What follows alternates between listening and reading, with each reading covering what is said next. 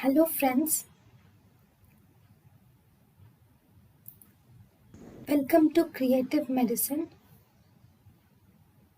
In this lecture, we will learn about Then, in the systemic lupus erythematosus, what is the features of involvement of lung or pulmonary involvement? So, in the systemic lupus erythematosus, what are the pulmonary features?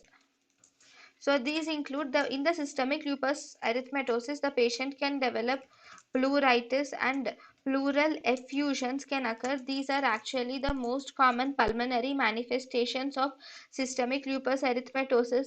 The patient can have alveolar injury may be seen like edema and hemorrhage. In the alveolar injury can cause edema and hemorrhage, and the patient can also present with pneumonia. Okay, in pulmonary manifest has a pulmonary manifestation of systemic lupus erythematosus. The patient can have chronic interstitial fibrosis may be present in the patients. And if you see the chest x-ray, in the chest x-ray there is presence of elevated diaphragms are seen in the patients. And if you do a pulmonary function tests, and in the pulmonary function test you will see that there is reduced lung volumes will be present in the pulmonary function tests.